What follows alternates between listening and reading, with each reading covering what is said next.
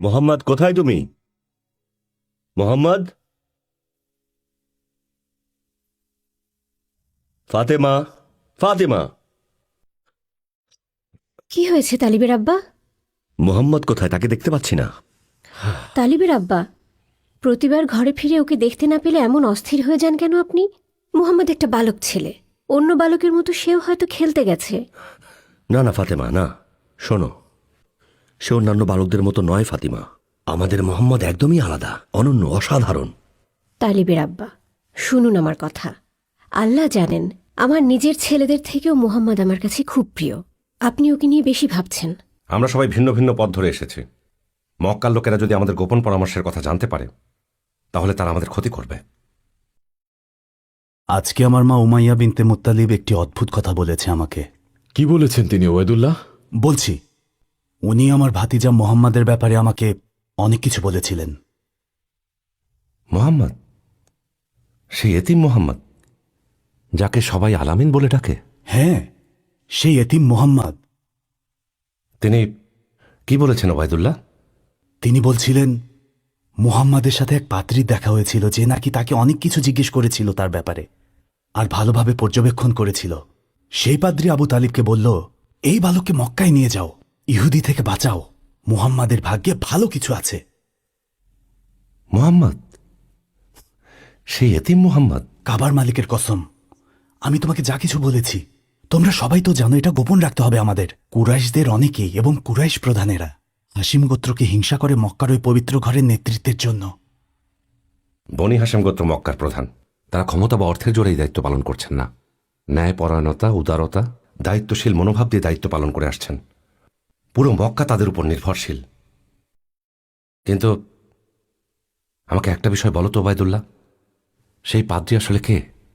সে এতিম বালক মুহাম্মদকে নিয়ে আর কে কি বলেছে? তার নাম বাহিরা, বাহিরা পাদ্রী। উনি সিরিয়ার বুসরাতে থাকেন, যেখানে আরবরা বাণিজ্যে যায় আর কেনাবেচা করে ফিরে যায় আর্থুয়াতে।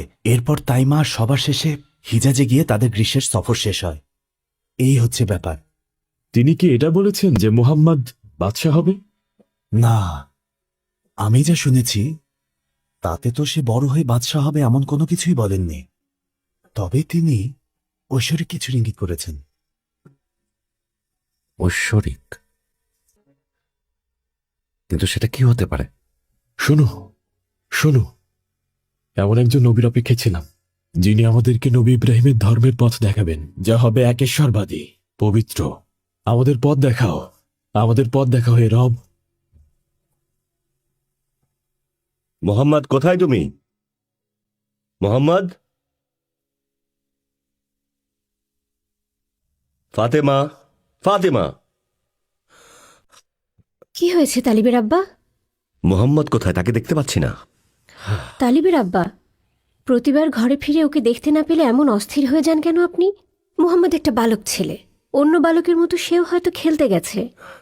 না না ফাতেমা, না। শোনো, সে অন্যান্য বালকদের মতো নয় ফাতিমা। আমাদের মোহাম্মদ একদমই আলাদা, অনন্য, অসাধারণ। তালিবের আব্বা, শুনুন আমার কথা। আল্লাহ জানেন, আমার নিজের ছেলেদের থেকেও মোহাম্মদ আমার কাছে খুব প্রিয়। আপনি ওকে নিয়ে বেশি ভাবছেন, বিশেষ করে এবার সিরিয়া সফর থেকে ফিরে আসার পর আর পাদ্রির সাথে দেখা হওয়ার পর। পাদ্রি কি এমন বলেছে আপনাকে যে এত চিন্তা করছেন? ফাতেমা, আমি তাকে খুঁজে আনতে যাচ্ছি ফাতিমা। তাকে খুঁজে পেলে আমি সঙ্গে করে নিয়ে আসবো, আর তোমার সাথে এই বিষয়ে পরে কথা বলবো। আমি আপনার জন্য অপেক্ষায় থাকব। এই খবর ওসমান? স্বাগতম ওসমান। কি খবর এনেছো, জলদি বলো। স্বাগতম হারিস পুত্র, স্বাগতম। বসো না সবাই, তোমাদের জন্য গুরুত্বপূর্ণ খবর নিয়ে এসেছি। আশা করছি ভালো খবর হবে। জলদি বলো ওসমান।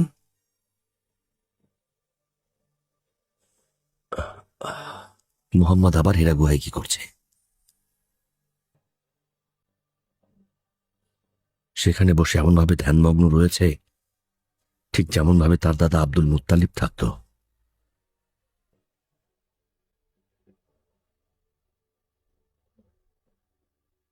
তারপর বুসরাতে পৌঁছে সচেতনভাবে সব খেয়াল করছিলাম। আচমকা অদ্ভুত একটা ঘটনা ঘটল। কি এমন ঘটেছিল বলো আমাদের। বাহিরা নামে এক পাদ্রির সাথে দেখা হয় আমি বুশরা থেকে মক্কায় ফেরত আসার আগেই। আমি জানতাম সে হচ্ছে খ্রিস্টান পাদ্রিদের মধ্যে সবচেয়ে জ্ঞানী একজন পাদ্রি, কিন্তু রোমানীয়দের নিয়ম না মানার কারণে রোমান রাজার নির্দেশে তাকে নির্বাসনে পাঠানো হয়েছিল। তাই শাস্তিস্বরূপ চাইলেও সে বুশরা ত্যাগ করতে পারবে না। কিন্তু সে খুব ক্ষমতাশালী আর তার অনুসারীর সংখ্যা মোটেও কম নয়।